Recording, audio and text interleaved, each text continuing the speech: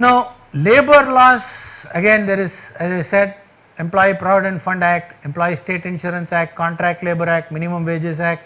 You see, as I said, you see the vintage of each of this 48, 52 and things like that. Then you have the Payment of Gratuity Act, Professional Tax, Maternity Benefit Act, Sexual Harassment. This is again, this has become a very big compliance requirement now. PF, you have to, if you are having an employee who is drawing up to 15,000 rupees, you have to necessarily, employer has to deduct 12%. Employer also has to deduct, employee also has to think. So you will have to deduct 1,800 rupees essentially.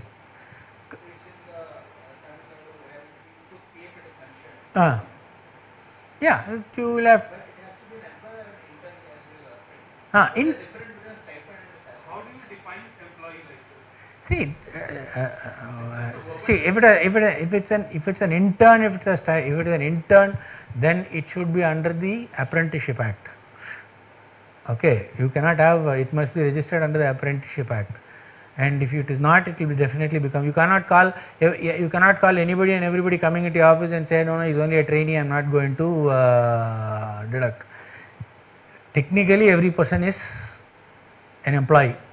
Trainees are exempt only if they come under are registered under the Apprenticeship Act.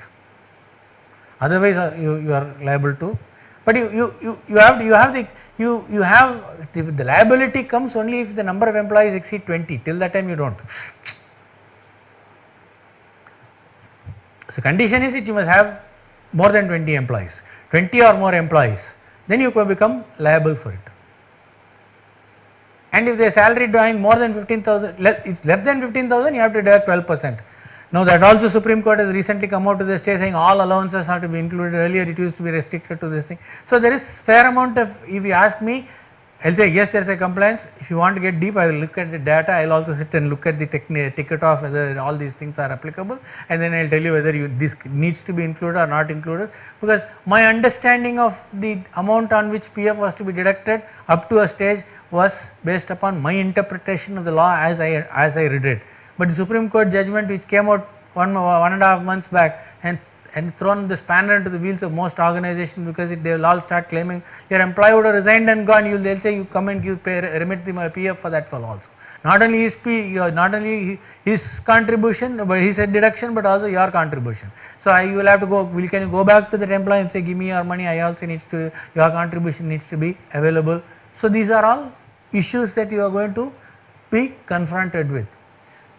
ESI Act, if your employee is drawing, if 10 or more people, see again you must remember each one of those number of employees changes. One is 20, one is 10, one is 5. This is another nuisance. Why can't they make anything in one number and say this is it? It becomes easy for me to follow. In one act it is 20, in another act it is 10, in another act it is 25, in another act 21,000. All these problems are now. If you look at ESI, can't self-treated in ESI hospitals. Sometimes if his extended stay is there, he will get paid for this thing, which otherwise we will be wondering, this fellow is injured now, why should I cut his wages? There is, under that he is entitled to compensatory wages also during that period. There are specific, each one has various conditions. So, but suffice to say that it is definitely beneficial. A lot of things that earlier I used to say, who is going, earlier these ESI hospitals used to be pathetic, and believe me, they used to, people will say I don't want to go there because even if I am paying money, because it used to be bad.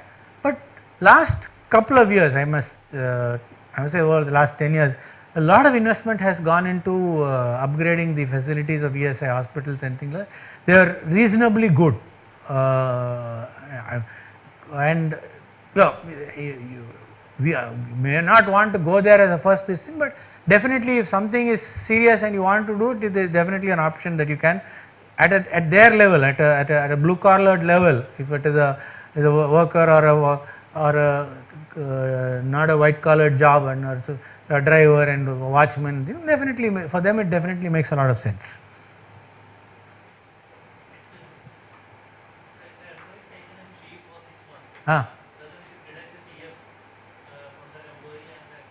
No, the PF and ESI is only on salary earned. If he is loss of pay, there is no liability to. If he is earning and you have this thing, you have to, his liability is there.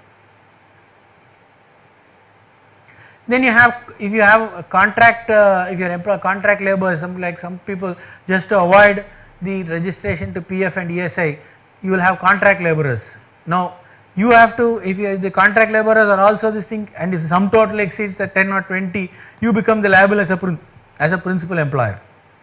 So you have to be compliant with that. So you cannot say no, this is only a contract labor, I am not paying him, I am paying somebody, I am paying one person, he is bringing 5 people to work in this. They technically become contract unless the work is taking place in the other man's factory. Suppose I send some material to you are sending a job and it is done outside in that person's office, it's not that is his establishment. But suppose these 10 people come and work in your office, then it becomes the nature of contract labor. So then they are technically you have the liability as what is called the principal employer. If that man does not pay the PF or ESA or whatever it is your liability to pay that. Can't this contract labor be considered like similar to an intern, where like a 3-month contract or 6-month contract is made typical to internship arrangement? So he is saying that I offer my employer to your company to work for you. Okay, that kind of. That's a contract. Okay. That is okay. There is fixed term contracts has come into Indian system even now.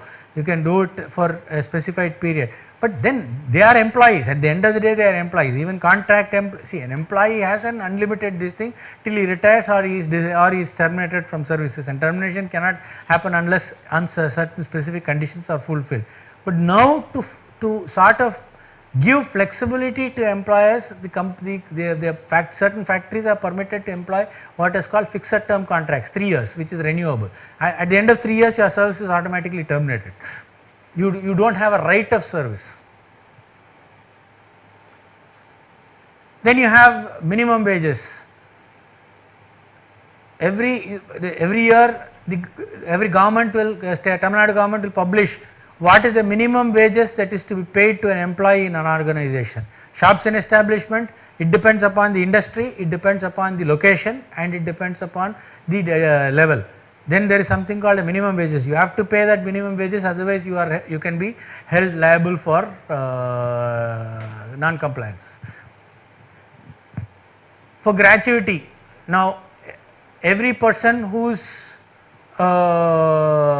employed in your organization for 5 or more years, if he resigns after or retires or untoward death happens before that, you are supposed to pay 15 days salary for every completed year of service. India is the only country where it encourages people to be paid for resigning and going, because social benefit is not very organized and the government does not have, so you have to supposed to make it yourself. So, and under the Companies Act, if you are a company, then there is a compliance to employee benefits, you have to accrue and keep it. So under the accrual, you are supposed to take a policy for that. If you don't, it becomes a qualification in your accounts, and your investors or whoever will ask them and say, why, how come there is no compliance to the Gratuity Act.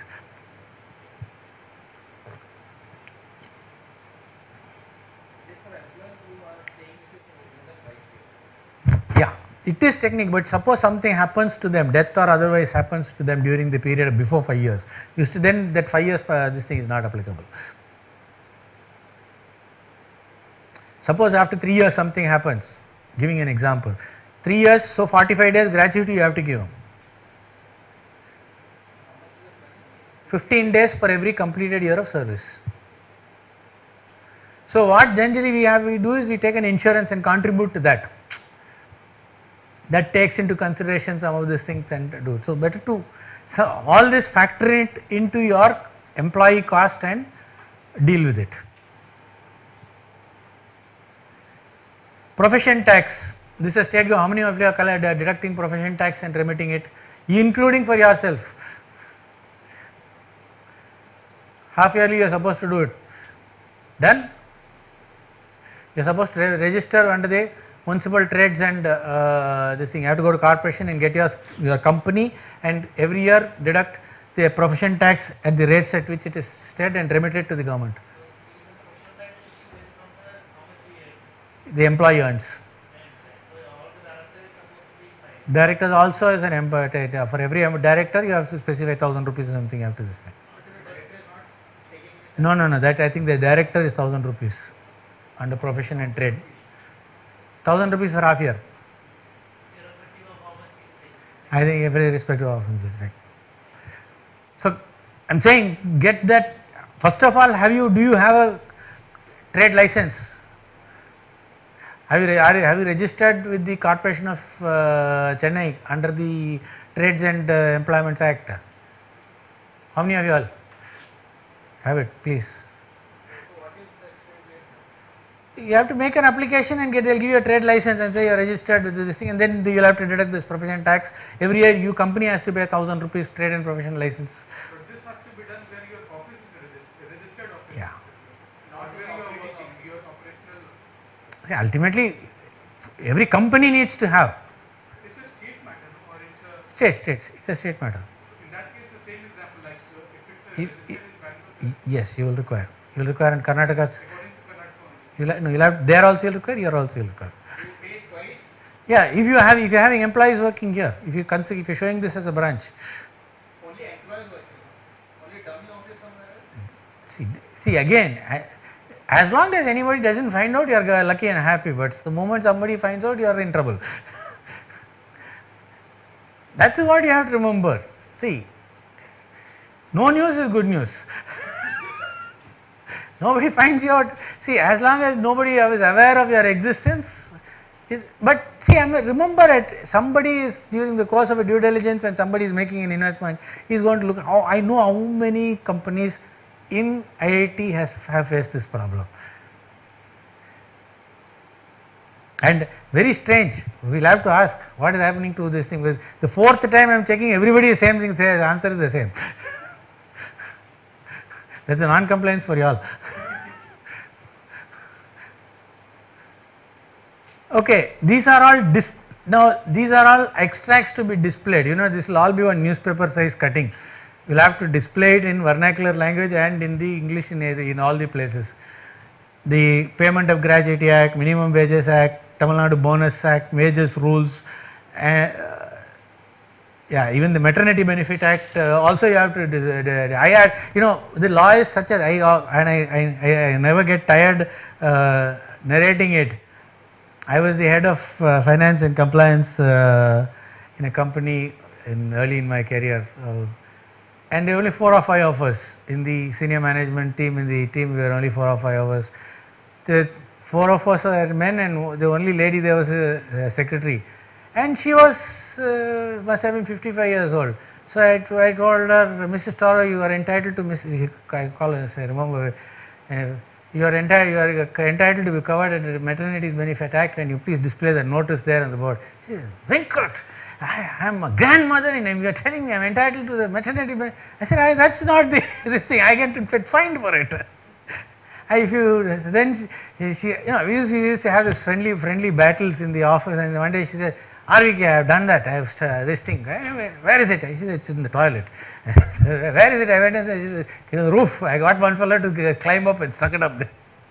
You said display, I displayed it. But unfortunately this man come here and he'll take, I paid. Like I know my staff, 2 of them in this thing said, much before the Maternity Benefit Act eligibility, I gave them 6 months leave, paid them full salary. They said, we can't get I am telling you, I have my bank accounts, I can show you that it's been credited. He said, no, it's a non-compliance, you have to pay a fine. Finally, I paid a fine of 5,000 rupees. I didn't display that, and I didn't show this evidence. My staff gave they said, I'm willing to give you an affidavit saying we took 6 months leave.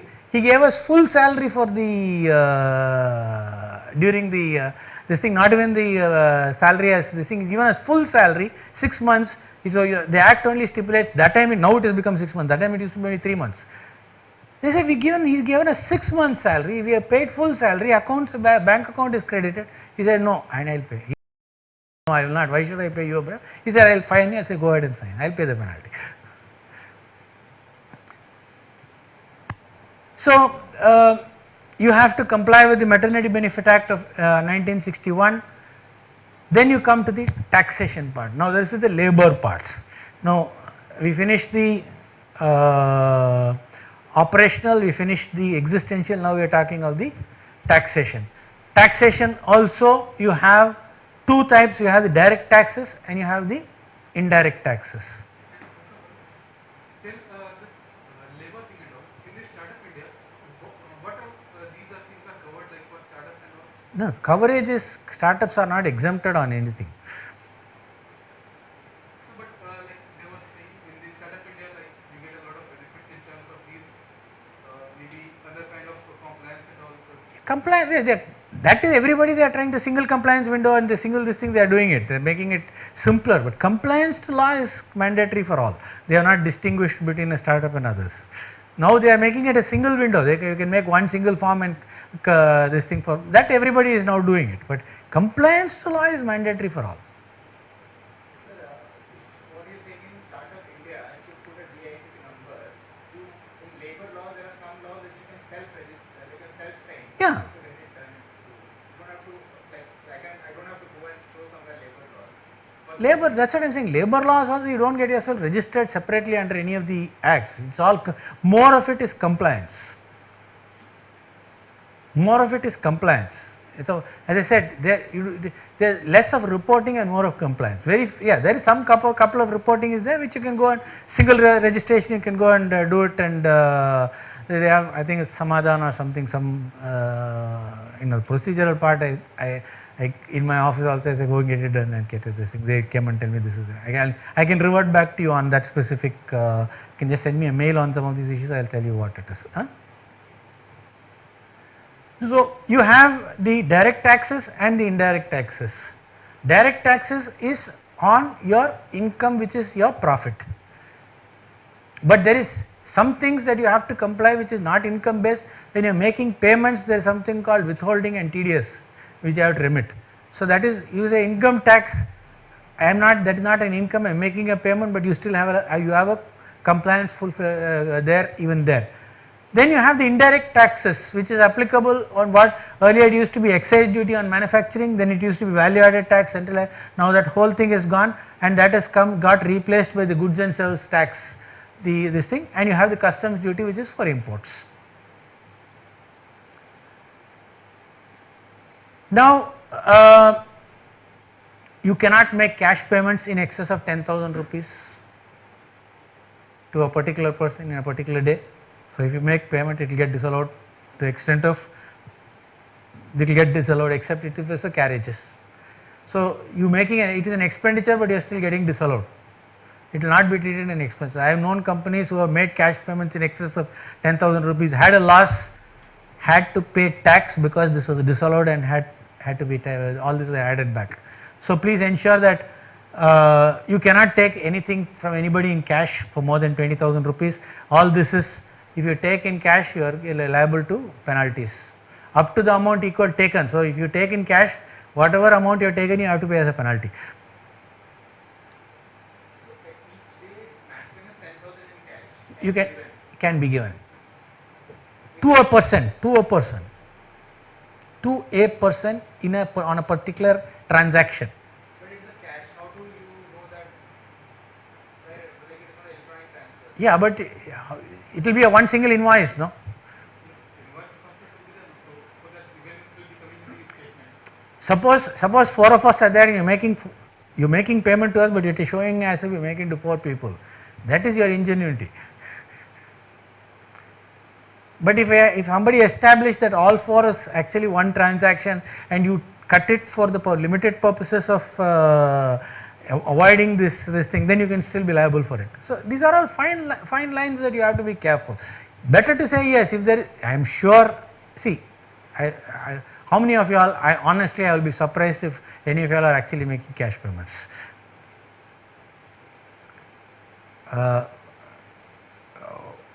The current generation does not deal with as much cash as probably our generation. We used to deal a lot with cash. I never feel comfortable with if I don't have my wallet in my purse, and I don't have a couple of thousands in my purse. I feel very uncomfortable.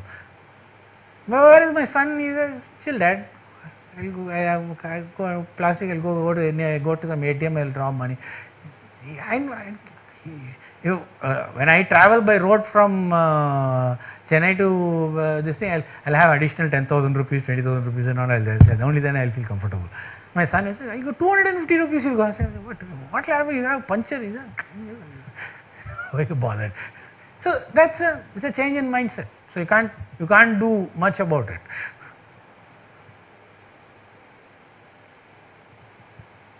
So if you have expenses on which you are supposed to deduct tax at source, if you don't deduct tax, 30% of the expenditure will be disallowed and be allowed in the year in which you remit the tax in the subsequent year.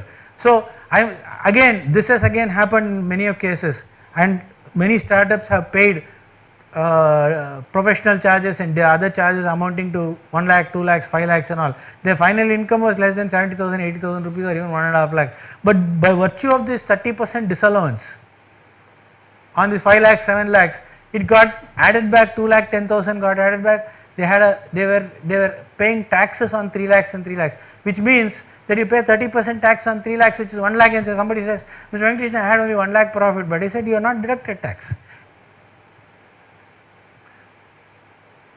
So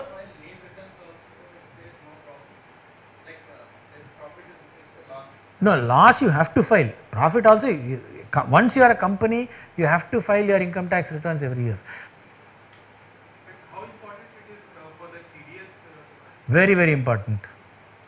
See, not only is it important to deduct, you have to deduct, remit before the 7th of the next month, and then every quarterly return you have to file the returns before the end of the 1 month or at the end of the quarter. Otherwise, if you don't file, you have a penalty of 100 rupees per day or 200 rupees, I think it's now.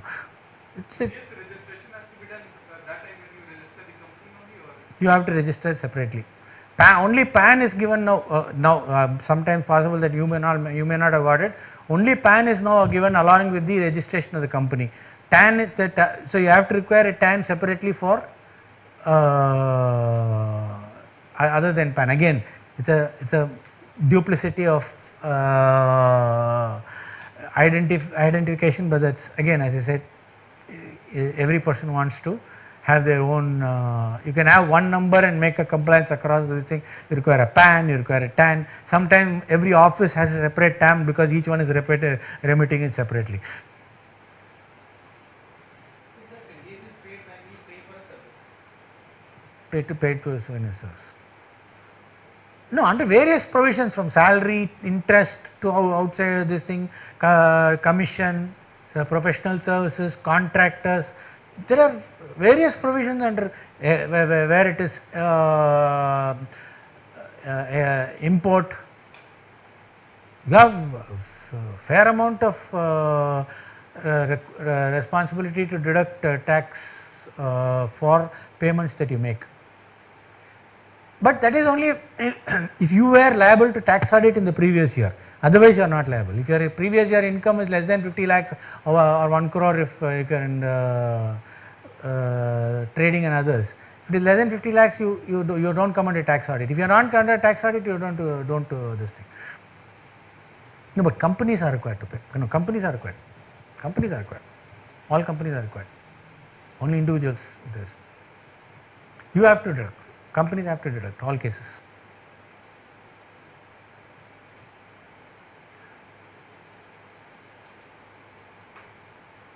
So if you don't file your return of income every year, it can you can liable to a penalty up to 5,000 rupees or 10,000 rupees there.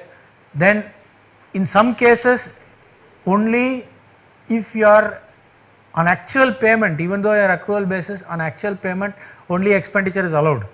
For instance, if you deduct PF or ESI from an employee and don't remit it, the deduction of the employee deduction will be treated as an income in your hands, and only when you remit it, it will be treated as an expenditure.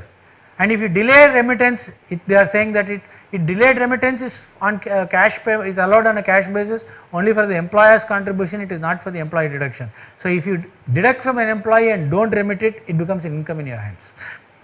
So you end up paying tax on that.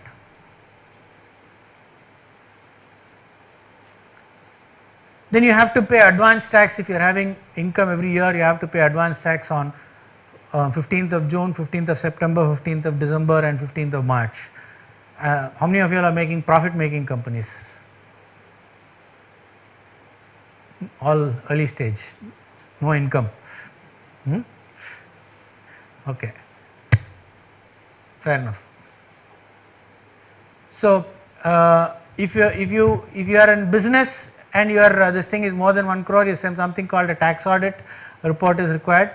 If it is in profession, it is more than 50 lakhs you have to deduct, otherwise there is a penalty of 1.5 lakhs or 0.5% of turnover, whichever is less. Only place where whichever is less, otherwise everything else whichever is more.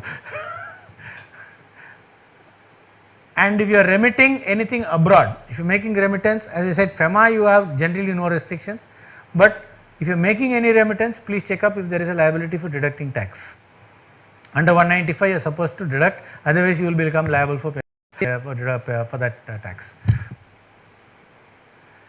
Now last year they incorporated saying that more than 2 lakhs to a person in a year, even if it is done in multiple transactions, you cannot make it in cash. Receive or make payments, except if you are drawing from your own bank account in cash.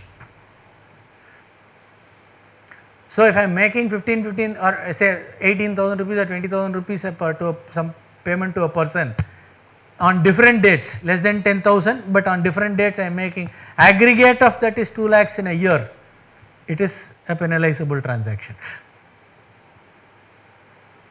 So you must, as I said, best is avoid cash, because you never know when you are going to One question. Yeah, like you have written that in the aggregate from a person in that way, right? But like in the previous slide, you were saying that you can't take any money from outside a person or anything. that is, see, that is 20,000 rupees is a deposit you cannot receive in cash. Okay, you cannot receive. Suppose I receive 10,000 rupees in cash. I too. I'm talking about in cash also. Like consider any amount of money that we are not allowed to take any person who is not either relative of the That is under the Companies Act or deposit. This is under the Income Tax Act.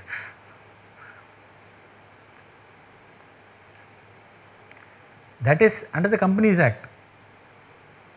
You cannot take a loan or a deposit from an individual except if he is a director. But according to IT Act, they are allowing you to have that. See, IT Act is a universal act. It does not distinguish between a company and an individual and a partnership and all that. See, if you receive cash in excess of 20, so suppose you receive cash, you receive a deposit from a loan from a person and it is less than 20,000 rupees in check. Income Tax Act fellow will say no, it's, as far as I am concerned, it's not a problem. Companies Act will say it's an offence. Okay, flip it. You receive 25,000 rupees in cash from an individual who is not an exempted deposit. Companies Act will still say yes, it is, whether it is check or this thing, it's still penable. Income Tax Act will say yes, this is penal, you have received a loan or a deposit from a person in cash and therefore it is taxable. It's a penalizable, you can be penalized for it.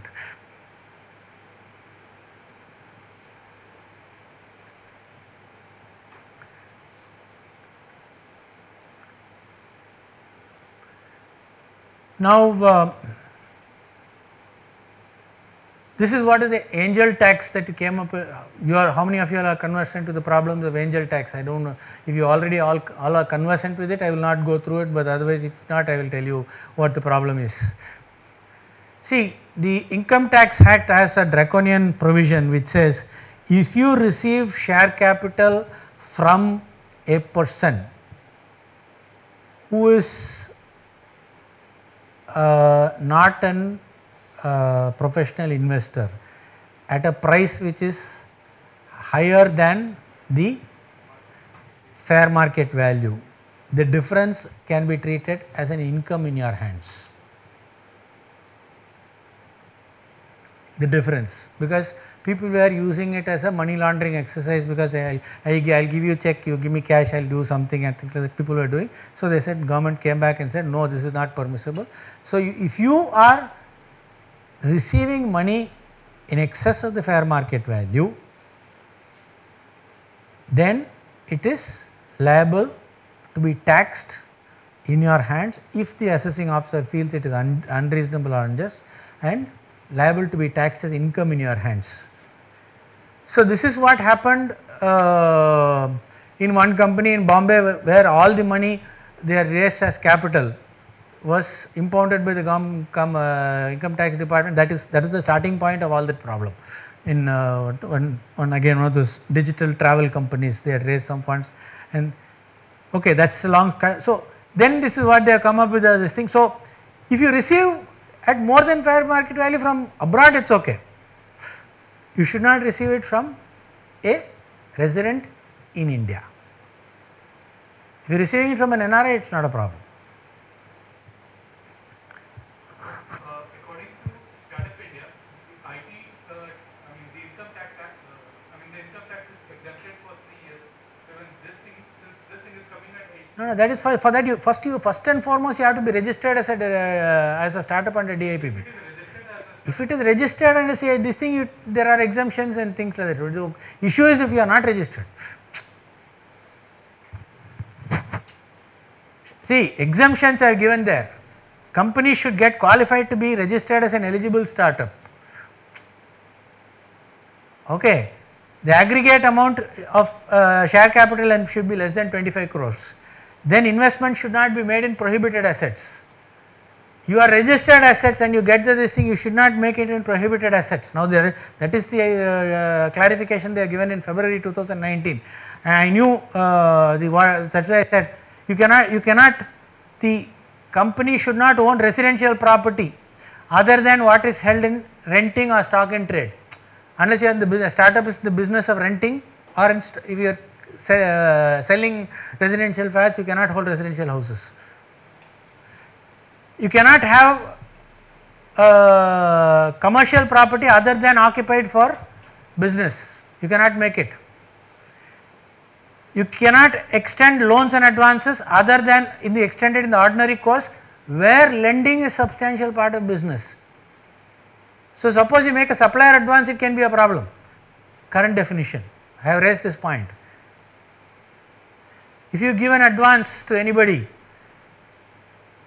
you are making an investment in a prohibited asset, except if it is in the where lending is if you are a fintech company where lending and things like that is there, then you are permitted to give, but otherwise you cannot give a loans and advances. You cannot make capital contribution in any other company, so you cannot have a step down investment. You cannot own shares in securities. You cannot own a car which is more than 10 lakhs. So if you are a startup, you cannot own anything other than a hatchback.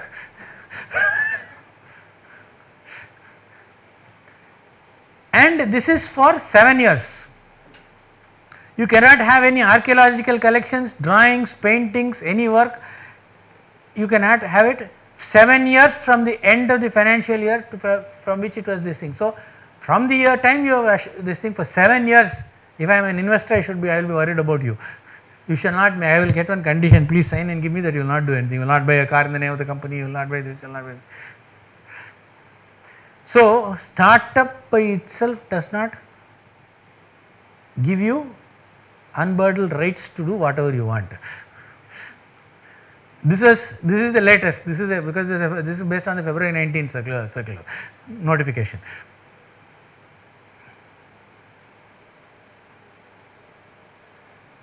So TDS returns up to for 30th June, you have to file before 31st July, 30th September, 31st October. So 1 month from the end of the quarter. So you will have to file the TDS returns. Penal provisions, if you do not certificate deducted as SAS not furnished within 15 days 100 rupees per day, failure to file TDS returns 200 rupees per day, defaulter continues for more than this thing, it's a penalty not less than 10,000 which may extend to up to 1 lakh. So, these are all very stiff penalties. TDS is one provision where TDS deducted and not remitted is the penalty is also imprisonment, because you have deducted somebody's money and not remitted to the government. Not paying taxes, they will ask you to pay penalties and this thing, but if you TDS, if you deduct and not remit, they have arrested some very senior people in some organizations just to say I want to prove, I just want to establish that you can be arrested for it. These are all prosecutable offences, this is what I was talking about. Now, goods and services tax, you have single tax which comes CGST, which is central excise duty, central sales tax, service tax, special excise, additional excise duty, CVD, countervailing duty, cess and other things, you have all that comes under the CGST. Subsumed under the SGST and UGST is VAT, entertainment tax, luxury tax, taxes on lottery, entry tax and cess and surcharge. So, it's earlier the taxes used to be based upon all production used to be based on production. Now, taxes are based upon destination. Where is it moving? Is it within the state or is it outside the state? If it is outside the state, it will come under IGST. If it is within the state, it will come under CGST plus SGST. So, taxes not subsumed are customs duty, safeguard duty, which is all the anti-dumping duty, excise duty on alcohol and liquor, taxes on profession and trade, electricity duty, stamp duty, octroi, vehicle taxes, entertainment taxes by local bodies and tolls. All these are not subsumed by, these taxes are leviable independent, it continues to be leviable still. Taxes to be levied, if it is within the state, SGST and CGST, it is whatever the rate divided by 2 and remit it. If it is CGST, is only again within the state, integrated is for interstate this trade or commerce. In the invoice, it is compulsory to mention that whether it is IGST or CGST, SGST like that. Yeah, you will be where the goods are moving, you will have to specify, no. Based on that GST number only. GST amount will not change. Your tax rate will change because when you remit it, you will have to remit it accordingly.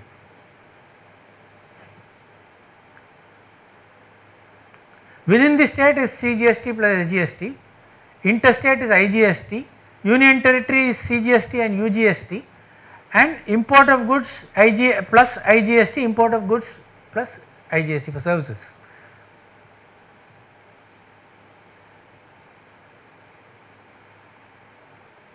Okay, these are I will give you some of the more important ones on this. Registration if turnover exceeds 40 lakhs for goods and 20 lakhs for services. Interstate, if you are doing, it requires, there is no exemption, you have to do it from day one. Interstate purchase also? No, interstate purchase no. Service. Outflow only. No? Your liability to pay comes only when this one. So, these are the tax rates: nil rate 3%, 5%, 12%, 18%, 28%, and luxury goods and other sin goods, they have cess ranging from 1% to 290%. Yeah, it's cigarettes, alcohol, all many of that come under that. They keep raising that, no. That's this thing. But that's why that's why they want to. What is going to happen is over a period of time, this 28 itself is very limited now. It's more or less gone here. Somewhere it will, over a period of time, it will come and this thing. But it's it's practically impossible for it to go low, because you cannot get a single rate. Like politically, it may be right to say we will have a single rate. It never happened, because indirect taxes are always called regressive tax, because every person pays the same rate of tax irrespective of your income. If I buy something, I pay X amount on a goods. A person who is below poverty, if he buys the same goods that I buy, he will also pay the same tax. So therefore, it does not distinguish between the purchasing power. It is considered a regressive tax. So therefore, for essential goods, you will require nil rate, 3% and all. You will have to have those rates, because only then it will become possible for. Otherwise, it will become extremely inflationary in nature. So yeah, but that does not mean you should have so many rates. It's possible to have say 2 rates, say 7.5 and 15, and be done with it, and move forward. But for that to happen, the compliance level has to be very high for them to reduce the taxes. Last month they said they collected 1 crore, 1 lakh and 13,000 crores of GST. But that is not consistent. If you look at the tax collection GST, it will look like on somebody's ECG, 1 month high, next one low. But it doesn't. There is no consistency about the collections. That's something that is still missing in the system. I'm not saying. I'm not convinced that it's all is well in that. So for our product or services, we do find a checklist in GST website that how much we should charge our customers. Services, it's all, it will be only 18% only. No, there is Consultancy also 18%. service single rate. That is 18%. It does not distinguish. That's what I'm saying. It does not give. But just check up one aspect. I need to check it out. Okay, I remember earlier it used to be under the service tax regime. Startups for 3 years up to 50 lakhs, they were not liable to collect service tax. I sent some circulars to incubation cell also on that. I will check up on the GST part. I think that is still there. Let me just check it up and this thing. You up to 50 lakhs. If you there was a one this thing for 3 years of this thing, they said you are not liable. If you are a startup in an startup registered and incubated in a particular place, you are eligible for that. Not all startups. Only under working under incubation cells. So just check it up. I'll confirm. It used to be available for service tax. Now I'll let me just check it up if it is GST. It is, I should have checked and come. Now, if you are in a composition scheme for services up to 1 lakh, you can opt for. You can pay a flat rate and not take credit for inputs. You should not collect it from your customer also. Ideally, GST should also be collected if you are taking an advance payment. Yes. No, for that they have changed. Earlier it was on advance also. Now only when the supply of goods happening. Usually when you get the invoice only. When the supply happens, it is earlier first when they originally did it, they said including at the payment you have to collect it on this thing. But now they subsequently modified it. This now you are referring to like past 6 months, 7 months? Yeah, no, within 1 year after this thing itself they changed it. 17 it was introduced. Within 6 months, 3 or 4 months, so that there was a big chaos on that, on advance payment is liable and things like that. They subsequently said when the movement of goods happened. But if it is services, you have to the services advance payment you have to remit it basically. You can't wait till the bill is raised. So composition schemes you can do, which when you are doing a composition scheme, you cannot collect it from your customer. You pay a flat rate. Your charges is including GST, and depending whether manufacturing service provider, you can pay a flat rate, but you are not entitled to input credit. If you want to take input credit, you have to go for the regular 18% and then do it. That's what, no input credit, no need to issue tax invoice also. File summarized returns on a quarterly basis instead of 3 returns. There is something called reverse charge. Now, where the recipient who is receiving the service is deemed to be the service provider and he is to pay the tax. And that is applicable for sponsorships, legal services, import of services, all that you are liable to pay under the reverse charge mechanism called the RCM. You have to treat yourself as the service provider remit the tax, claim, you can claim input, you can take claim input on the tax, but it will have to be only when you provide evidence of the remittance, you can claim it in the next month. So there will be a time lag also between the time you have to remit and time you have to pay. One example for reverse. Reverse charge, like for example legal charges, advocates. Suppose you are paying any legal fees to advocates and things like that, you have to collect it on a, you have to pay the tax on a reverse charge mechanism, because advocate will not charge you You won't charge for GST. GST. I will pay GST plus I pay him. You pay him separately, you pay the reverse charge to the government, you can take credit for that whatever you paid. So reverse charge will reflect as a credit. It will reflect as a credit for you. But typically, then I think this thing is reflected as a typical GST thing also. Suppose that if you are giving to legal fees or as a lawyer fees and all, that thing is also reflected as a GST amount. I didn't get you. Can you repeat that? This Okay. is under GST. Yeah, this is on the okay.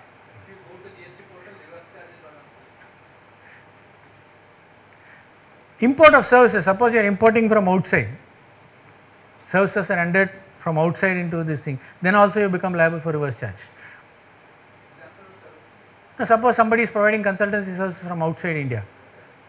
Other than that is also in a specified this thing, you will become liable for treating that person, because the services are utilized in India.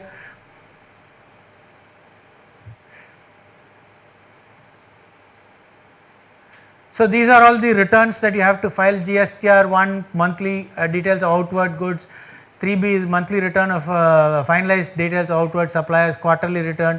You have this thing, by whom, when, and I think this is a table that you can take a printout and keep for compliance in your this thing for within the organization. Then you have equalization levy. Now if you are paying taxes, if you are paying any advertising and things like that to organizations like Google, all that, there is something called an equalization levy. Search fees and all, there is something called an equalization levy, and you will have to check whether if you are paying any of that, whether you would be liable for that. There is something that was introduced about 2 years back. Entry tax is there in some cases, purchase tax, stamp duty is there for anything that you are, which requires there is a stamp act, and you have a stamp schedule there based on various transactions. Stamp duty is payable, so again you have to get an insurance compliance. Then the MSME Act is there. This is what I wanted to.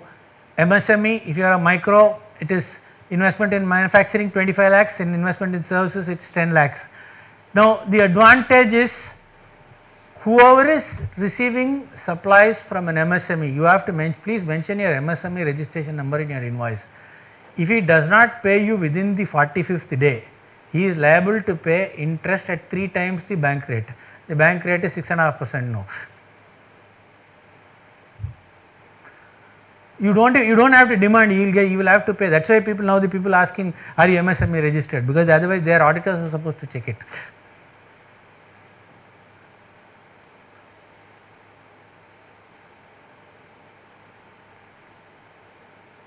Lower interest rates if you get this thing, income tax exemption, they can if you use this thing, and so many cases you have ISO and certification charges and all, you get the government reimburses if you are an registered MSME. So, in the priority lending, like the banks that will be giving out, so these will be unsecured loans or secured loans? See, up to 2 crores it's technically called the unsecured loans. Okay. But they don't give That's what I am saying. See, but the problem, what the problem is, banking is all about a relationship. You have to go and establish that you are engaging in the business. You have to go and suppose you go suppose you must go to the bank where suppose you want a CG and SSI this thing of 2 crores without this thing. You should go and operate with that bank, no. What happens is, most of the startups, you go and open an account with HDFC, ICICI, Axis and things like that. When it comes to this thing, you want to go to one bank, State Bank or one local bank, and say CGT, the transactions. Go and do it for 6 months, 1 year. So I am getting receipts, I am getting payments. Look at the transactions. See, I am getting payments like this. They may not give you 2 crores. They may start with 5 lakhs. Then they may give you 10 lakhs. Then it becomes 15 lakhs. Then once you say I got an order, say I am getting a big order from a big company, it becomes 25 lakhs. Typically for those who are generating revenue or you not. Yeah, it's a revenue. If you want, you can go, but then you have to establish. See, banking is all about relationships. It's all about relationships. You have to go and cultivate it. Financial transactions, they will not, because like you said, I have a registered office in one place, I am operating another place, he'll send somebody and say, go and inspect that company. They'll say that that's a house, nobody is there, there's no board. They'll come back and say no, nobody is there, KYC is not fulfilled, no loan.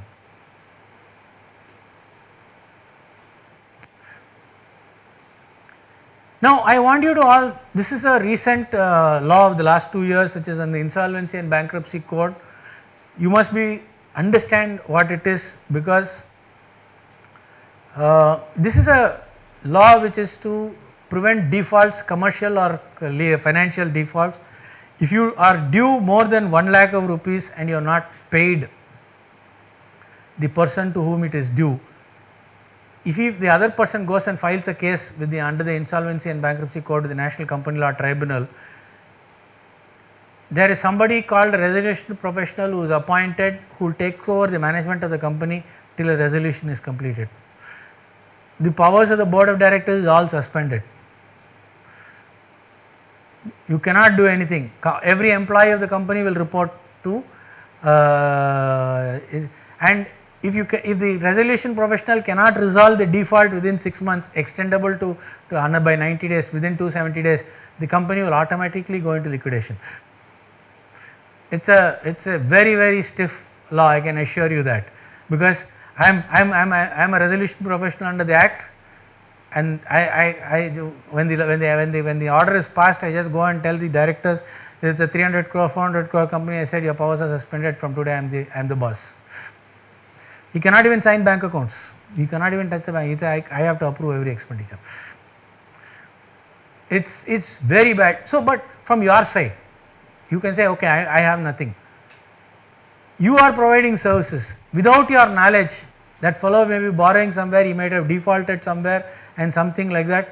If you are due from him and he does not pay, your money will get stuck, because you are called what is an operational creditor. Only when all the secured creditor, all they are paid, only the operational creditor are paid. Your generally operational creditors are not getting anything. If they very liberal, somebody gets if they get 60 to 70% of the due, sometimes it's 15%, 20%, 10% and all they get. So when you are dealing with a company, very important. I have known so many people, sir, பெரிய company sir, பெரிய office AC sir, big office, they are coming, my MD was coming in, Mercedes Benz, I didn't know this, it is due, how can I am borrowed money at 10% sir, how can you 10% per month? Pathetic stories we hear. Sometimes you wonder why you get into these things, but nonetheless you have to fulfill a job. So when you are dealing with a company, please always make adequate protection. There is something, if you are entering into contracts with large companies or anybody, there is something called information utility, go and file your contract there. If there is a default, it will get automatically reflected there. It's a session by itself on what you should do, but suffice to say, whether you owe money to anybody or anybody owes you money, you must go and check. People I have known, like somebody is given a big order, and unscrupulous people, small guys, you can say, sir, I will render this service, I will give you this, I will supply. This fellow is having problems with his other vendors. He comes and says, okay, I will buy from you for 10 lakhs or render service 3-4 lakhs. Order passed the next day. You would have worked like a bull and given him a bill, saying, then gone to the party and said, I raised a bill for 5 lakhs. Next day the company is saying your debt is frozen. So, like over the years, for me, I have been working with a lot of startups. Now started working with as a resolution professional. In some cases, I become the liquidator. Now I become. If I start as a caretaker, now I become an undertaker also. I completed the whole exercise. So, and that's an unfortunate part. You have to deal with it. So, so when you are dealing with large businesses, when you are getting contracts, please do adequate due diligence on them also. That is the more important issue. Don't get carried away, it's a big order, big this thing, make check, because if a case has been filed under NCLT, it will be filed with the local, where the registered office of the company is located. So basically I have seen so many times, when I look through some of the lists, I go and tell my clients, hey, be watch out, this client is, I think is under this thing, because before a case is filed, it will come in the cost list. When hearings happen, it will come on the cost list, daily cost list. So till that case is admitted, it will come in the cost list, so and so versus so and so operated. You section itself, you say what is the section, you will know. I'll say, okay, this fellow is in trouble, somebody has filed a case, you take care, cut down your exposure on this fellow, or take in advance, or open LC or whatever it is and take it. So big exercise caution. That's the point I am trying to. Huh? You can see in the National Company Law Tribunal, you can go and see the cost list. Cost list. If a company is admitted already, then during the insolvency provisional resolution, you will not have a problem. Your payment before the date of insolvency, you are in problems.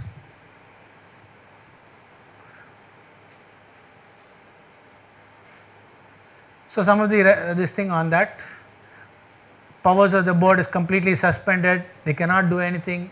It's a very tight. You cannot. Constantly calls keep coming, because they'll have to. Even if the chairman of the company has to travel, he has to get my approval, because otherwise he'll have to establish with me that it is official travel and it is for the benefit. So I'll have to say, imagine for 20 years, 30 years, you are the boss. You are the boss, and nobody questioned him.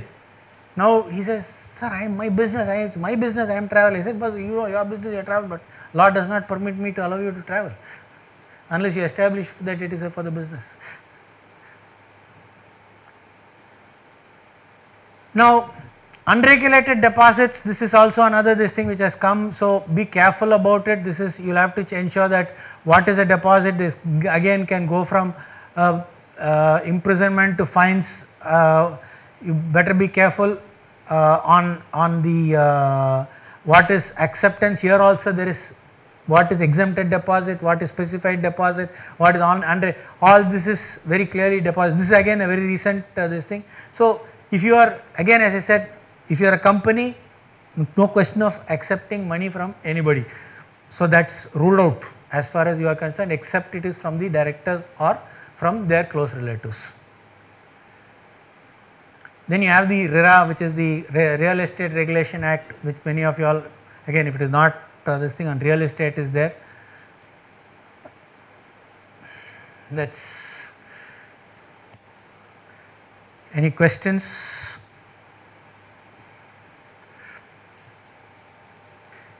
when we collect the bill from a vendor, there are, like suppose a PT bill of 10,000 24, what he should mention in the bill, like PIN number, he doesn't have a GST.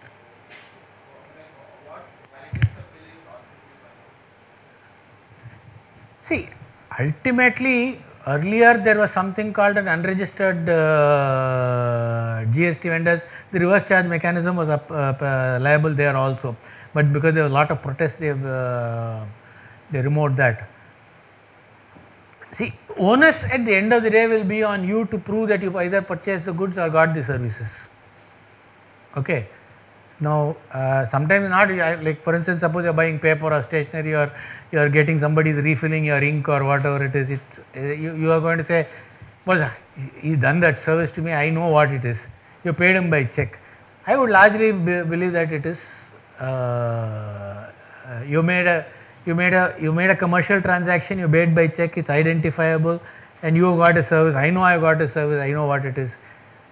Yeah, establish you fulfilled your responsibility if you have established that you have actually received the goods or service.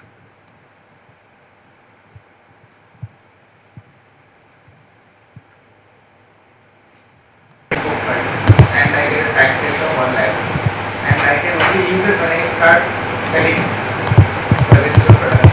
Suppose I am not selling it for another 2 years. Continue to receive Is it. there a penalty that I am holding up some money? No. Keep the input as Yeah. I should not return it. You cannot, but that's the question. You are paid, no? Input tax, when is it come? You are paid the vendor.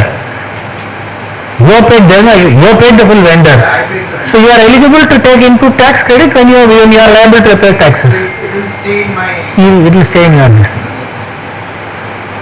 But when you were saying that the amount that you have received from outsider, who is neither a director nor a close relative. So when you were saying the term close relative, it has to be a blood line through government or Yeah, the defined relative also there. What is it? Lineal ascendants or descendants? Father, mother, grandfather, grandmother. any kind of relative link that will also work. Defined relatives. Not any relative. Not cousin and all not accepted. But they can give it in my private account and then as a direct I can put it as a. But no, that they see there is a regulation when money is received from a director, you are supposed to give a declaration that you are not borrowed for the purposes of giving the money. Suppose when you give a declaration like that and you say I have not borrowed, then the income tax fellow will come and say, but you said you are not borrowed, but where did you get? So I am treating this as your income. So this is where you get into problems.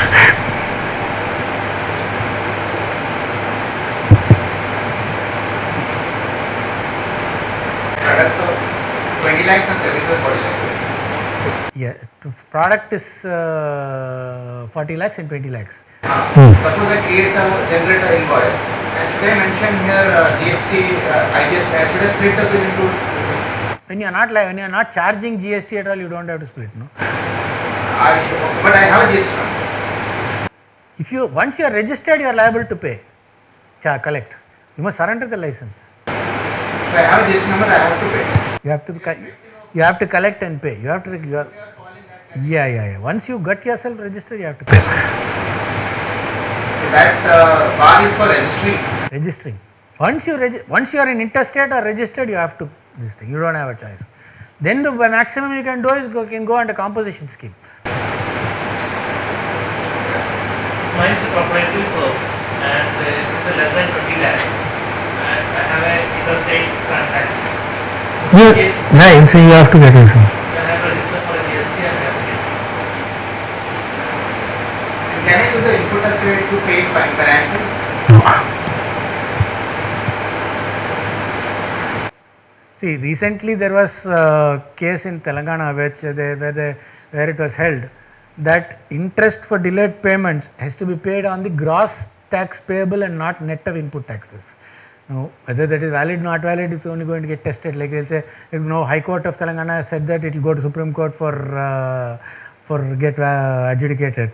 But at this point of time, it is applicable to all people in Telangana. Tamil Nadu is not applicable because jurisdictionally I can say that is not. But if till the High Court takes that same position, I can say it is not. But department will say no, that is liable because Telangana High Court has already held it.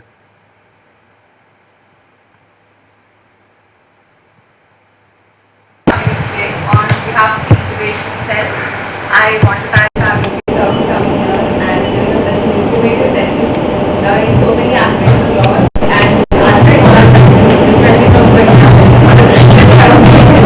patiently answering all the questions. So here's a small token from us, right?